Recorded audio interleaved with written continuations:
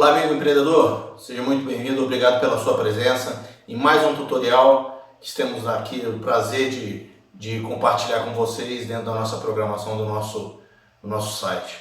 Hoje nós vamos falar sobre o microempreendedor individual e o tema é seus direitos e sua legalidade.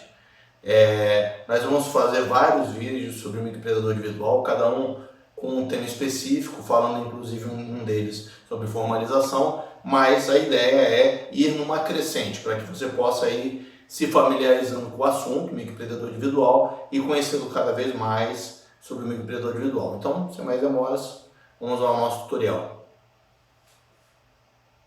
O microempreendedor individual, então, é o microempresário que trabalha por conta própria, que seu faturamento não ultrapassa a média mensal de 6.750, que não seja integrante do quadro de sócios de uma outra empresa, de um outro CNPJ, que contrate no máximo um funcionário. Poderá não ter funcionário, mas se precisar contratar, só pode contratar um funcionário. E que a sua atividade exercida esteja entre as presentes no anexo 11 da resolução CGSN, que é Comitê Gestor do Simples Nacional, número 140 de 2018. Então, amigo empreendedor, o faturamento, quando a gente fala ali, o faturamento médio de 6.750, significa que ao longo de 12 meses, de janeiro a dezembro, o microempreendedor individual ele pode faturar até R$ 81 mil bruto, considerando todas as suas atividades de venda e todas as suas atividades de serviço. Então, todo o seu faturamento, ao longo de 12 meses, ele não pode ultrapassar R$ 81 mil. E, na média, 6.750. O que isso significa? Significa que, eventualmente, um mês você pode, vamos supor lá no mês de dezembro, há um aumento nas vendas, você no mês de dezembro faturou 8, 10, 12 mil reais. Não tem problema, você ao longo de 12 meses não pode ultrapassar o teto de R$ 81 mil, que dá uma média de 6.750. Então significa dizer que se no mês de dezembro você faturou um pouco mais, em outros meses você lá eventualmente faturou um pouco menos, você ficando dentro dessa média de R$ 81 mil, que dá 6.750, você está dentro da lei e você é considerado um microempreendedor individual. Se você precisa de mais de um funcionário, o microempreendedor individual também não vai servir para você, porque o microempreendedor individual ele só pode contratar um funcionário, tá? E outra questão importantíssima é a questão das atividades. Eu tenho visto muitas vezes nos atendimentos que eu faço ao longo aí do meu tempo de atendimentos ao microempreendedor individual, que muito microempreendedor individual, até por exigência às vezes da empresa, por conta de nota fiscal, acaba adaptando uma situação lá que não é a correta. Coloca dentro da sua atividade uma atividade que não é realmente aquela que é exercida. Poderá ter problemas. Não sugiro que faça isso. Então, temos lá quase 500 atividades lá no portal do empreendedor. É importante observar se aquela atividade que eu vou exercer está entre essas atividades que estão lá, como dito, no anexo 11 CGSN 140 de 2018. Então, muito importante observar isso para não incorrer em crime, né, em erro, e aí você pode ter que pagar multas e inviabilizar até o crescimento do seu negócio. Ok? Então, dando andamento. Qual é o faturamento anual permitido para o MEI? Essa é a resposta meio que a gente já falou no slide anterior, mas vamos lá. O faturamento anual considerado legal de janeiro a dezembro do mesmo ano é 81 mil. O faturamento médio mensal permitido é de 6.750. No primeiro ano, ou seja, o ano de abertura do MEI, o faturamento permitido até dezembro daquele ano dependerá do mês de abertura do CNPJ. Então, amigo empreendedor, vamos supor que você abriu o CNPJ no mês de fevereiro. Mês de janeiro não pode ter faturamento porque você não existia, o seu CNPJ não existia lá em janeiro. Então passa a contar a partir de fevereiro. Então é 81 mil menos 6.750 do mês de janeiro. Se você eventualmente fez a abertura lá no mês de abril, então você vai poder faturar de abril a dezembro 6.750. Quer dizer, você tem janeiro, fevereiro e março que estão fora do seu faturamento. E aí, de cabeça, vai dar automaticamente 20.250. Provavelmente, se eu não estiver enganado, estou fazendo aqui realmente de cabeça, a menos de faturamento que você pode ter no seu mês. Então vai depender do mês de abertura, o primeiro ano. A partir do segundo ano, de janeiro a dezembro, você pode, até que haja algum tipo de acréscimo na lei, né? A gente pode aí nos próximos anos ter um acréscimo do faturamento, mas hoje permitido é R$81 mil ano, de janeiro a dezembro, na média. Dando sequência, um exemplo que eu coloquei aqui, então, por exemplo, se a formalização como MEI ocorrer no mês de julho, os 6 meses de janeiro a junho não serão considerados na média do respectivo ano. Neste caso, o faturamento máximo permitido para o ano será de R$40.500, tá? O faturamento bruto. Se você faturar a mais, você desenquadra, tá? Não é tema desse nosso tutorial. Eu vou estar falando sobre a questão de desenquadramento de faturamento ou de outros tipos de desenquadramento, mas não é o momento neste tutorial. Tá ok? Combinado? Então só seguir aí, participar dos nossos tutoriais. Eu agradeço a presença e, se possível, se você estiver no YouTube, dá o like, que é muito importante para nós. Tá ok? Dando sequência ao nosso tutorial. Situações em que pode ser melhor não formalizar. Então, amigo empreendedor, tem algumas situações que não é sugestivo fazer a formalização. Por quê? Se estiver recebendo benefícios previdenciários, como exemplo, aposentadoria por invalidez, auxílio-doença, seguro-desemprego, pensionista inválido, você perde o benefício. Então, amigo empreendedor, no caso, vamos supor que a pessoa fez uma aposentadoria por invalidez. O Estado entende o seguinte: se a pessoa está inválida, como que ela vai exercer uma atividade de microempreendedor individual? Então não pode. Na medida em que ela faz isso, ela faz a formalização, ela perde o benefício. Mesma coisa se ela for um pensionista inválido. Como inválido, ela vai abrir um microempreendedor individual, ela está dizendo que ela vai exercer uma atividade. Então, se ela pode exercer uma atividade, ela não precisa receber. É assim que o Estado entende. E mesma coisa para o seguro-desemprego e mesma coisa para o auxílio-doença. Tá? Outra observação é para quem recebe lá o BPC-LOAS, Bolsa Família, benefício de prestação continuada de assistência social, você perde o benefício. E no caso da Bolsa Família, você não perde de imediato, mas se você ultrapassar o teto limite para o Bolsa Família, e o microempreendedor individual pode contribuir para isso, você vai ter que ficar atento, porque você poderá ser desenquadrado e poderá perder a Bolsa Família. E por fim, olha lá, verificar se a atividade pretendida pode ser registrada como MEI. Então, verificar se a atividade a ser exercida está entre as presentes da resolução CGSN número 140 de 2018. Então, muita atenção, eu já falei sobre isso aqui nesse tutorial, porque você pode ser desenquadrado porque a sua atividade não é compatível. Dando sequência, situações em que você não pode formalizar o microempreendedor individual.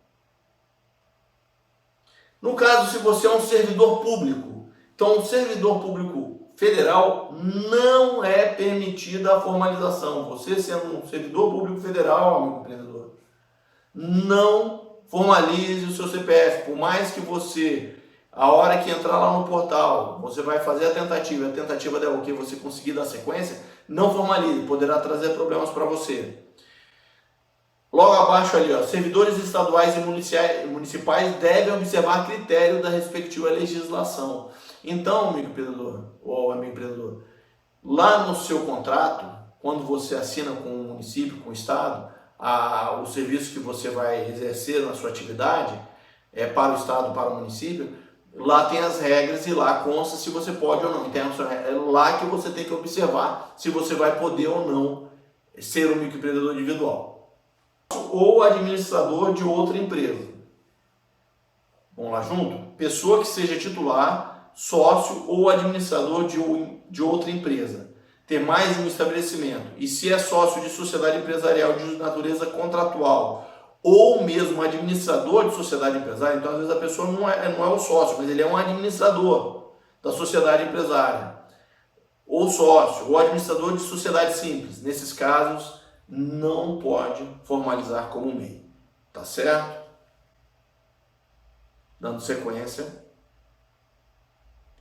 Posso fazer a formalização como MEI estando registrado como funcionário de uma empresa via CLT? Então, amigo empreendedor, qual é a pergunta? Você está lá trabalhando na empresa, tem o seu registro na carteira profissional. Você pode ser microempreendedor individual? Vamos lá a resposta, então. Sim, é permitida a formalização mesmo com carteira assinada.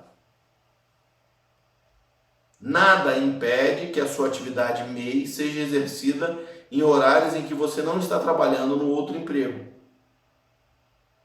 O cuidado a tomar neste caso é quanto ao entendimento que o INSS vai ter sobre o seu recolhimento. Neste caso, é recomendado agendar atendimento em agências do INSS a fim de tirar dúvidas. Amigo empreendedor, muitas vezes acontece, a pessoa falta pouco tempo para se aposentar, numa aposentadoria especial que tem lá um valor relativamente alto, né? E ela eventualmente resolve formalizar como microempreendedor individual. Tem que ver o entendimento que o INSS vai ter a partir da abertura do MEI. Então, sugiro que você, se você tem uma situação de contribuição de longo tempo na carteira e está contribuindo ainda, que você verifique junto ao INSS qual vai ser o entendimento. E que fique claro desde já que, no caso, você vai perder direito ao seguro-desemprego se você viesse a ir perder o emprego. Então, uma vez formalizado como microempreendedor individual, você não recebe o seguro-desemprego. Tá ok? Isso tem que ficar bem claro para você. Dando sequência, o microempreendedor individual tem direito ao benefício do INSS? Vamos lá, então? Sim, tem direitos. Para o empreendedor, aposentadoria por idade, mulher aos 60 anos e homem aos 65, observada a carência que é tempo mínimo de contribuição de 180 meses, a contar do primeiro pagamento em dia. Especificamente para esse benefício, mesmo que o segurado pare de contribuir por bastante tempo, as contribuições para a aposentadoria nunca se perdem, sempre serão consideradas para a aposentadoria. Então, o que está dizendo ali, amigo empreendedor? Se você, por exemplo, contribuiu durante 5 anos, parou e voltou depois de 10 anos a contribuir, não tem problema. Esses anos eles vão contar para formar os 180 meses. Tá? Não importa que foi em épocas diferentes. O que importa são o número de contribuições mensais que você vai ter no total, independentemente se você para ou não para. Agora, obviamente, quanto mais você para, mais difícil fica você atingir os 180 meses dentro de um prazo razoável. Até porque essa tabela de 15 anos e 65 para o homem, ela vai mudar. Dentro de algum tempo vai ser 20 anos para o homem de contribuição e para a mulher não vai ser mais 60, porque a mulher hoje é 60 anos com 15 de contribuição. Vai manter os 15 anos de contribuição, mas vai passar a ser 62 anos de contribuição. Tá bom? Dando sequência então no nosso tutorial. O empreendedor tem direito ao quê? Auxílio-doença e aposentadoria por invalidez. São necessários 12 meses de contribuição a contar do primeiro pagamento em dia. É importante saber que, em relação ao benefício auxílio-doença e aposentadoria por invalidez, nos casos de acidente de qualquer natureza, ou se houver acometimento de alguma das doenças especificadas em lei, independentemente da carência, a concessão desses dois benefícios. Então, no caso do auxílio-doença e da aposentadoria por invalidez, no caso de acidente de qualquer natureza, se houver acometimento de alguma das doenças especificadas em lei, independentemente da carência, você vai ter direito à concessão. Mas aí você precisa ver quais são as doenças que são relacionadas dentro do portfólio aí. Tomara que você não precise, né? Mas dentro do portfólio de doenças que integram as que você consegue aposentar sem passar pelo tempo de carência, que são de 12 meses. Dando sequência, salário e maternidade, são necessários 10 meses de contribuição a contar do primeiro pagamento em dia. Amigo empreendedor, eu já vi casos de empresárias que engravidaram, quando descobriram que engravidaram, começaram a pagar um microempreendedor individual, tinha um microempreendedor individual já há algum tempo, só que começou a contar a partir do momento que pagou a primeira em dia. E aí, automaticamente, se você tem, obviamente, uma gestação aí de 8 a 9 meses, né? 7 a 9 meses, dependendo, pode nascer prematuro, obviamente você não vai conseguir atingir os 10 meses que são exigidos com o primeiro pagamento em dia. Então, não adianta pagar antecipado, tem que ser em dia, tá? Passa a contar a partir daquela data, então, a carência dos 10 meses, e aí você não vai conseguir atingir e automaticamente vai perder o benefício. Então, qual é a minha sugestão? Fez um microempreendedor individual, o valor não é um valor alto.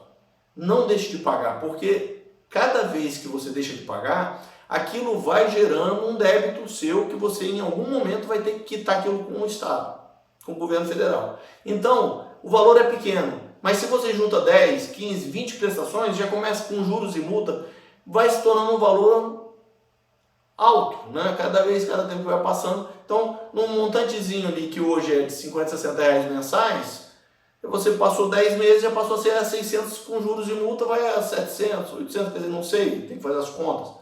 Mas enfim, sugiro que se você fez microempreendedor individual, então você pague. E outra coisa, o microempreendedor não tem aquela, eu não quero mais, vou deixar de pagar. Não, você precisa cancelar, porque cada dia 1º de cada mês é gerada uma guia para o mês seguinte, para o mês subsequente.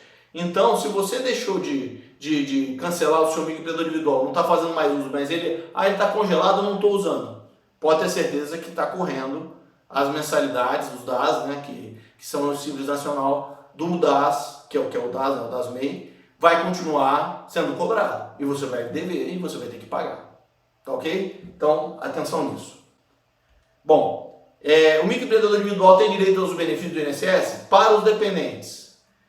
Pensão por morte e auxílio reclusão. Esses dois benefícios têm duração variável conforme a idade e o tipo do beneficiário. E aí, amigo empreendedor, não vou entrar nisso porque é uma tabela extensa lá e aí precisa ver se caso for a sua necessidade, se você estiver engajada dentro dessa circunstância, você procure o INSS para você saber exatamente qual é a tabela que você está encaixando, tá certo? Então, amigo empreendedor, muito obrigado pela companhia, por ter assistido o tutorial até esse momento. Vamos ter os próximos tutoriais, esse é apenas um deles, né, que fala sobre o microempreendedor individual. E nos vemos na próxima. Muito obrigado pela sua presença aqui.